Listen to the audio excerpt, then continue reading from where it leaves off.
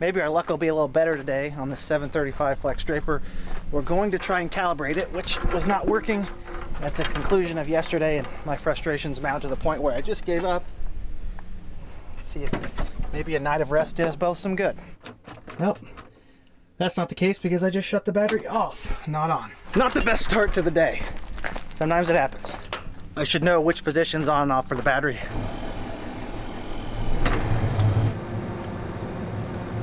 I would like to get this darn thing squared away so we can unhook it and work on the other draper, which should be much quicker. We're a little more proficient on these older series of drapers than this 7 series or a little bit newer one, just for the fact that we've been working with that one and the other predecessor for 6 or 7 years now, whereas this one, it's our first year servicing it. Last year's brand new. And I'm sure the newest model, which is like the HDR series, they change it every year now it seems, is probably even more complicated to service. But this has been a good draper. Any day now.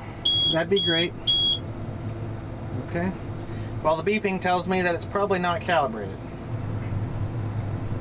Yep, that is what we're working on. Calibrations, header calibration, calibrate.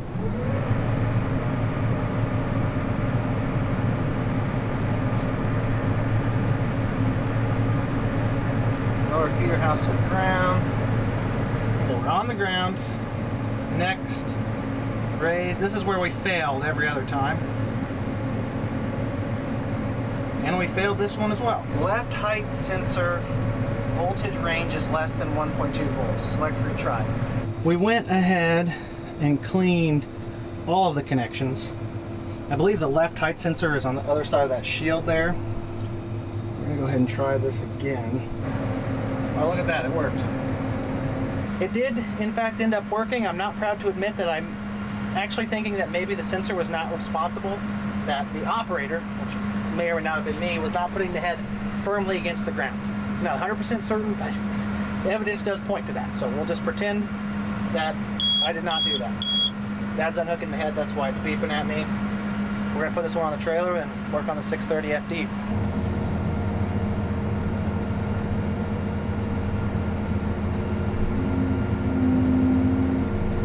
Flawless execution on that head.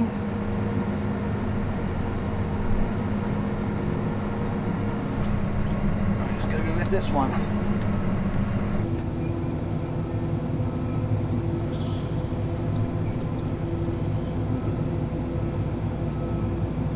Take this old draper over to the shop floor for gearbox inspections.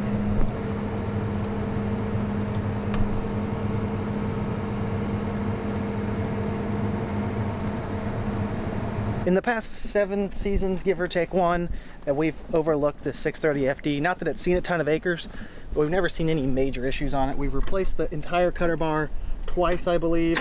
Obviously, day-by-day sickle and guard replacements. But none of the gearboxes have ever come up short on oil. That 735 FD did see a few more acres than this one last year. Already had one gearbox that was low. It is a different design.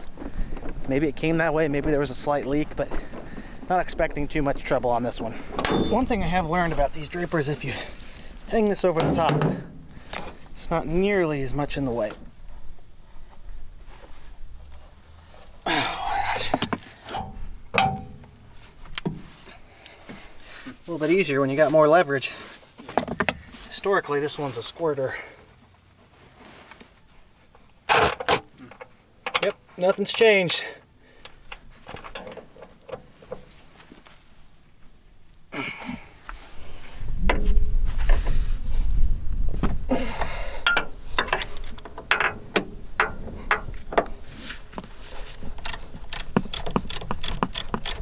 With their age, these gearboxes are getting close to needing a new batch of oil, but it's running out of that one, but it'll be fine.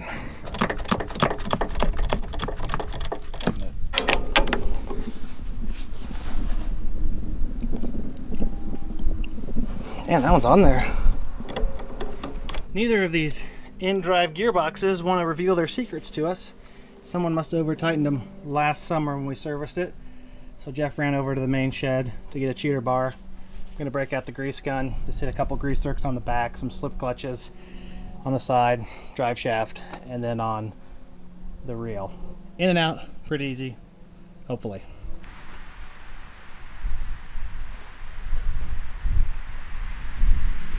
Wow. Yeah. Why are they so tight? I don't know. May or may not be a bad idea. I guess we'll find out.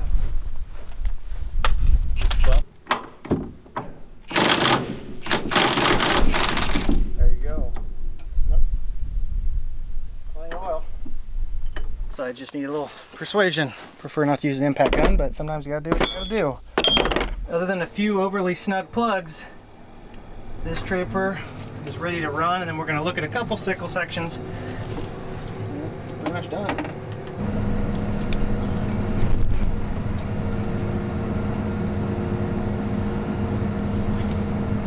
Look it up real quick. One thing that hasn't really changed on these combines and heads over the years, at least the last decade, is they've all pretty much hooked up the same way. Got to open up the top so we can run it, limber it up a little bit. Then take the knife to the front bar, metaphorically speaking, change a few things. Ready to roll.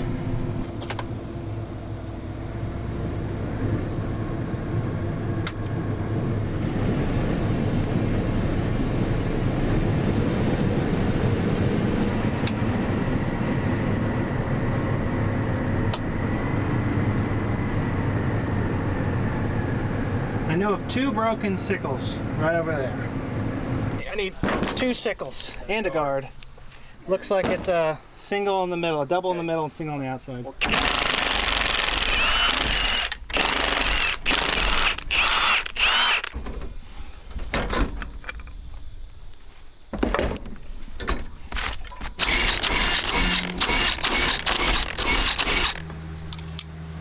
Probably same rock that did that. Come on.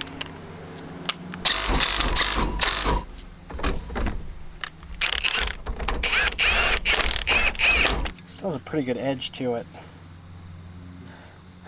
Cost of metal's high, we might as well just rock till it breaks.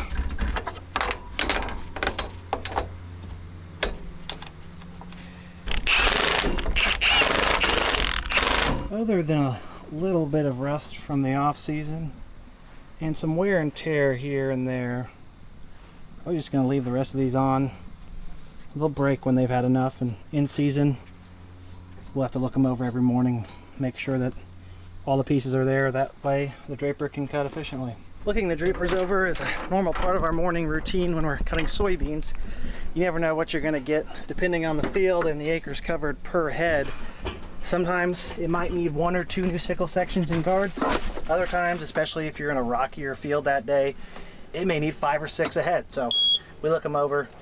Regardless of how dull those are, I would not want to put my fingers in there. We're going to go ahead and unhook this, but we always want to put the reel down for transport position as far in as possible. That way we don't grab anything. Because there's nothing on this head that's cheap to replace if you break it.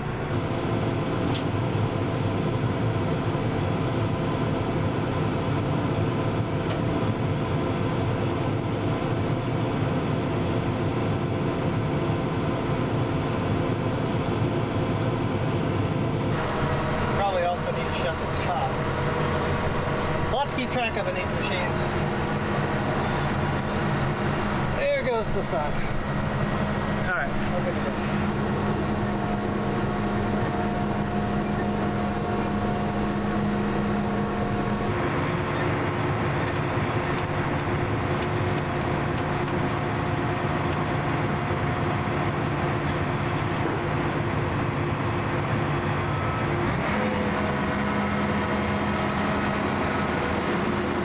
That draper's ready to go with the exception of a broken tooth on the main drum that feeds into the combine.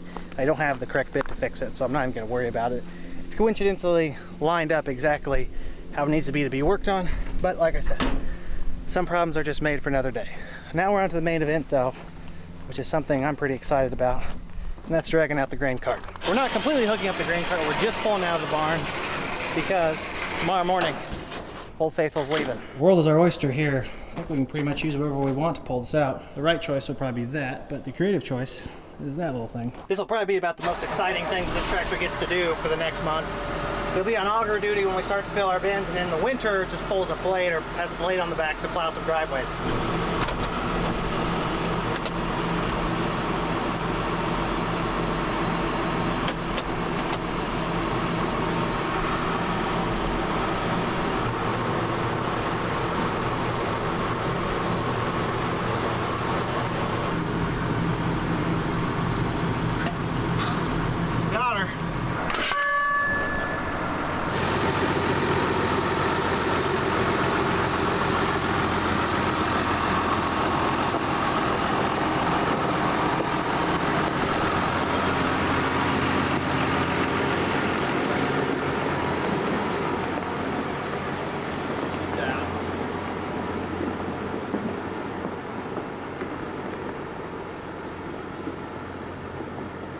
So yeah, I told you all we got big changes in the works.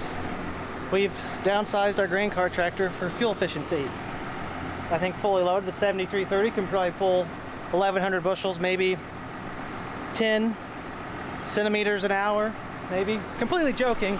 It would actually get by, but it wouldn't be like a NASCAR race, I can tell you that right now. This project's actually going a little too smoothly. Haven't heard a single curse word yet, which is unusual for us getting something out of the corner of the barn. So, disaster may await, who knows?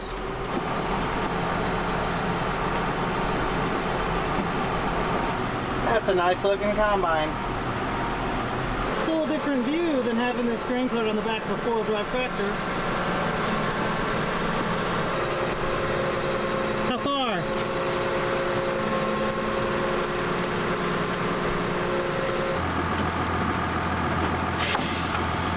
All right.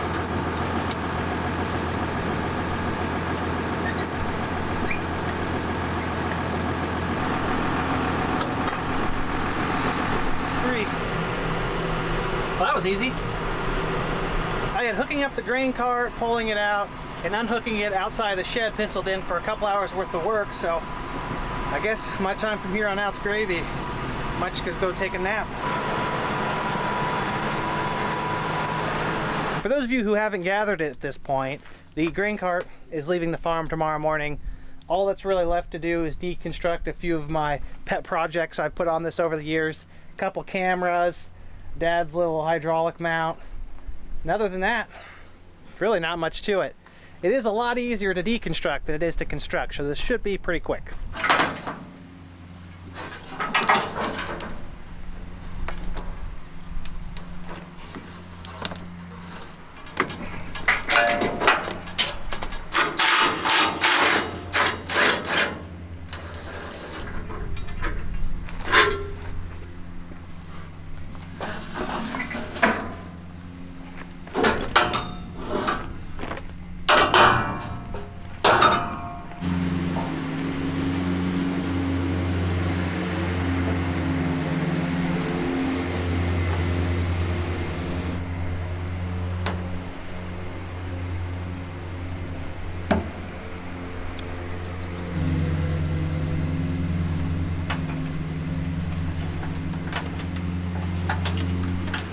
After a few minutes of tussling around, we've got the grain cart 99.9% stripped down, all of our stuff off of it. I almost forgot the most important upgrade, and that was the shovel holder. Unfortunately, we do end up needing that quite a bit during the year. Not for mistakes I make, because those never happen. Our combine operators, on the other hand, they can get a little inaccurate at times. When you're securing wires and hoses down to your grain cart, you never really think about undoing the zip ties when you're putting 10,000 zip ties on them. And I will say that zip ties are very secure, because it took me a while to cut through all of them that I used to secure some camera lines down. Probably unnecessary to do it to that degree, but I didn't want to have to deal with repairing them. I regretted it when it came to take it apart, but that means they were quality.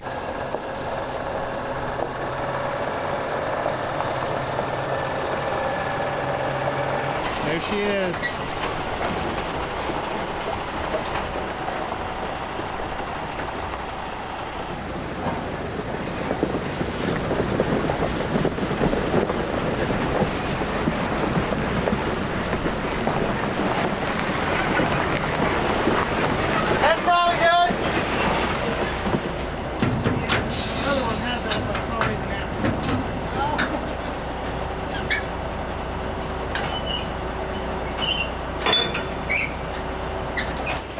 truck, I think.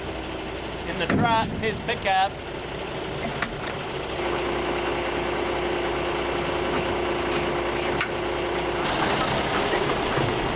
There she goes.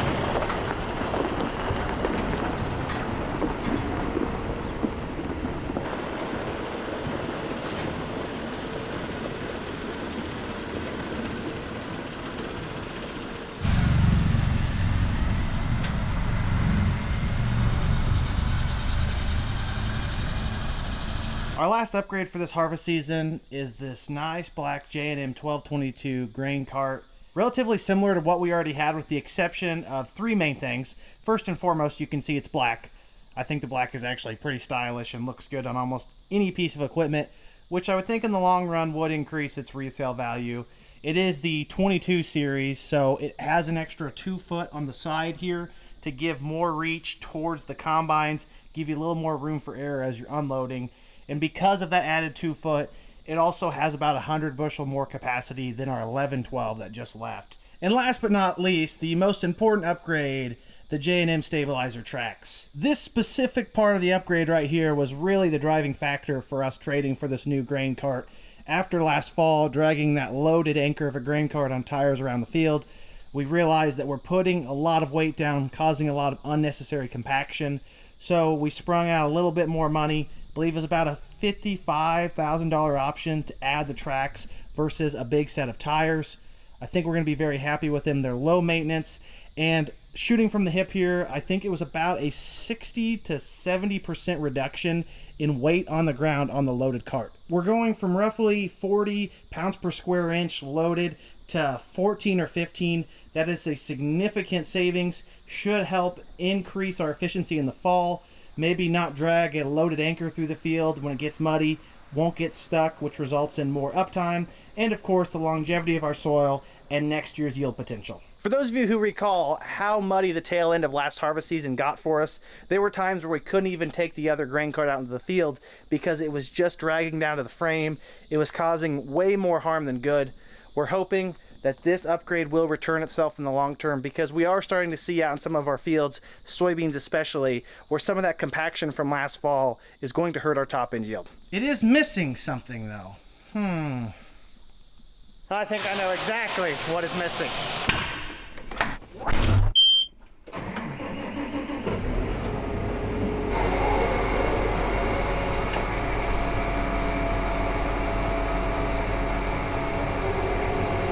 I've been waiting for this day for like 3 months now.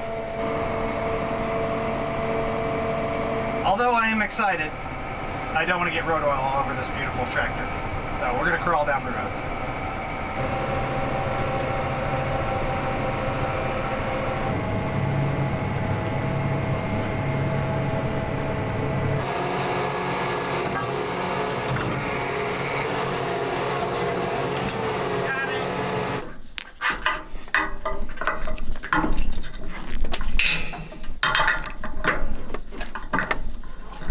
Trapdoor that controls the flow of the grain. Put that on number 1. 2 is where I'll put my spout control, hydraulic tilt on it. And last but not least, fold and unfold, which I put on the 3rd lever. Looks like we are still going to need something to maybe tie that up here on the 3-point. Keep in mind that on the 4-wheel drive tractor, we had to use that extra bar to give us some length because we didn't have a 3-point. Our 4-wheel drive tractors don't necessarily have 3 points as standard equipment. So we kind of had to make do, but now we'll be able to use a bungee and just bungee this up to the 3-point, keep it off the PTO, make sure these hydraulic lines last a nice long time. There are a few major things I'm going to do off camera to this to make it a little more functional. I need to move the scales into the tractor, which also involves running the line to the tractor cab. I'm going to set up some new cameras on this. I'm either going to use 2 or 3 cameras. I'll have to wire those in here as well, which involves popping off that shield.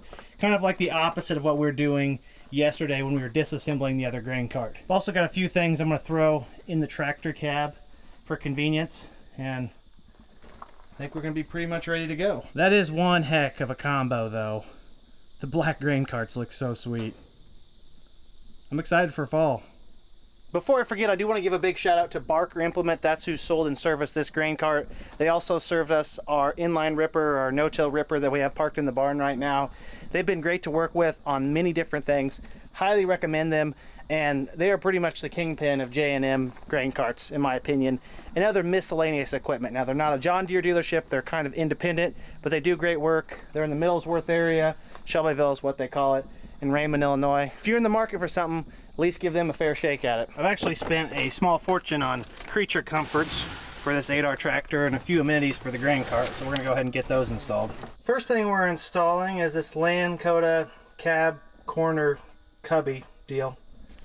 It's a little bit expensive, but I am planning on planting with this tractor as well as running it in the fall on the grain cart, so I think having some extra surface space will be helpful. And I don't know if it's a family trait or what, but I seem to accrue a lot of junk, especially camera equipment, so hopefully this will keep me a little more organized and prevent me from damaging things that I normally would damage in just normal wear and tear bouncing around. Boom!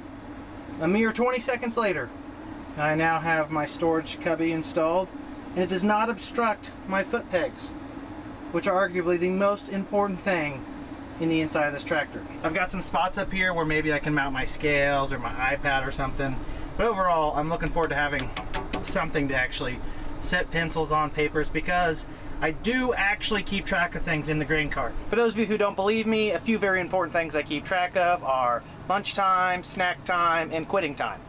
And if we didn't have someone to keep those bearings aligned, this operation may fall apart. Our next quality of life update, which is another Lakota addition to the cab, is the CB radio mount. Going to be a very good accessory rail.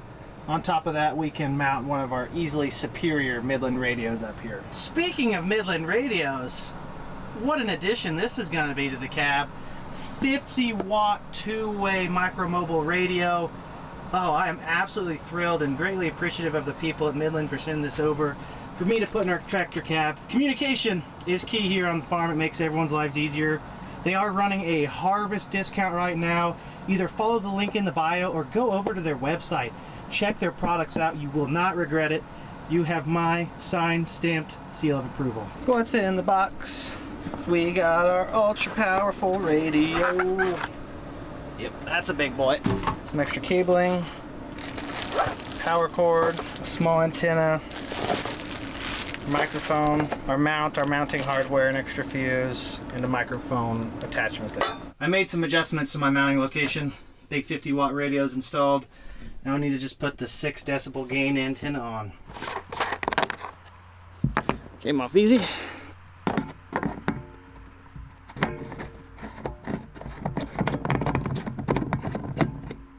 Perfect. Got a few more things mounted. I think this is about all the progress I'm going to make on this today. I'm both running out of motivation and supplies. I'm going to run to our local John Deere dealership and get the connections I need to wire this in and power everything. On these new 8R series tractors, they've taken a step back in time and moved to these connections right here, which is what we had previously. Then all of our other tractors had the 3 pins straight in a row that I had every single thing wired for. And of course, there's not a single one of these anywhere in this cab. So I'm going to have to get these plugs now and rewire them. So we're back to square one. Unfortunately, Mother Deere always finds a way to nickel and dime you. Good news, our local dealership did have the convenience plug that is now required to plug in to the power supply on those 8R John Deere tractors. Bad news, one of them, just for one, to plug in one device, over $80 a piece. Talk about getting robbed blind. I said no way. I mean, I appreciated their help in finding them, but I'm not paying $85 for a convenience plug. Let's wire it straight into the battery for that much. Now there is a sweet combine. S790 on the high-speed tracks, folding grain tank, folding auger, and it also has the premium folding ladder. What more could you ask for?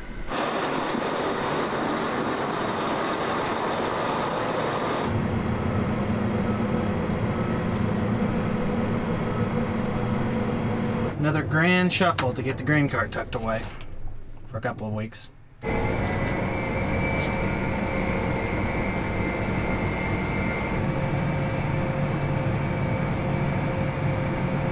It's a good thing I put the camera on here already so I can see behind the grain cart. But wait, I haven't done that yet. Just kidding, I guess we're pulling it in, not backing it in. At least that's how I deciphered the boss's hand signals. How am I going to understand what he wants when sometimes I don't think he even understands what he wants?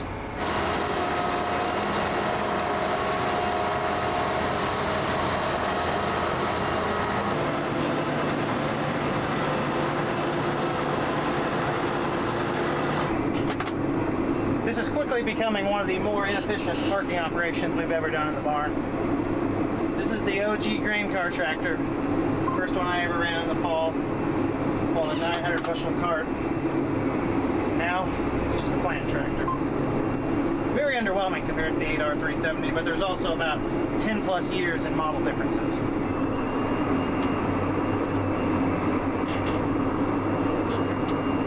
Great, now that we got all the boring stuff out of the way, we can move on to the real exciting stuff. Mowing! This right here, ladies and gentlemen, is really what puts the money on the table for us. Brings home the bacon. Roadside manicures.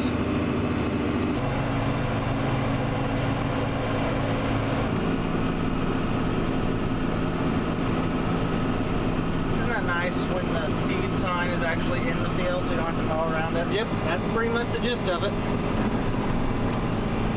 The crop's changed a little bit since last time I was out mowing. Corn's pretty far along. Looks decent, although the looks may be deceiving. Douglas County, which is just directly to our north, phenomenal farm ground, world class, some of the best soil you could ask for growing corn and soybeans.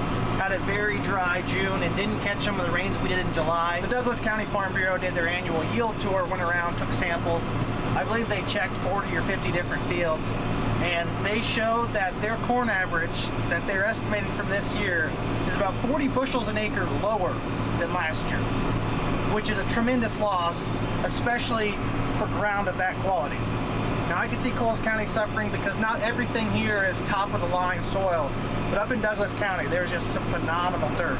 So to see them retract 40 bushels on their average, it's not a good sign for our corn crop. Classic. People just throw their junk out thinking it's someone else's freaking problem. At least we have the decency to burn our tires. Well, we've got two options here. We can either run over the rainbow tree, or we can just fold up, inch around it real quick, and then keep mowing.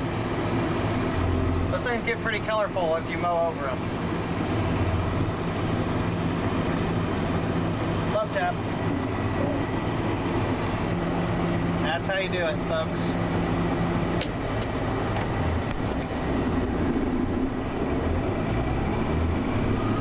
Oh, what an afternoon.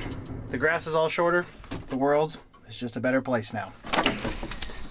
Well, that Draper was not in here when we left. Taking up a little bit of my parking space. Alrighty, folks, I think that's more than enough excitement for one video. Harvest is just around the corner. Content's gonna ramp up. Everything's gonna continue to roll until we bring in our corn and soybean crop and see what exactly we're working with. That being said, I greatly appreciate all of you tuning in and continuing to support the channel. Make sure you like the video if you enjoyed it, subscribe if you want to see more, and comment down below if you have any questions. You know I love to talk about farming. Have a great day, everyone. Peace!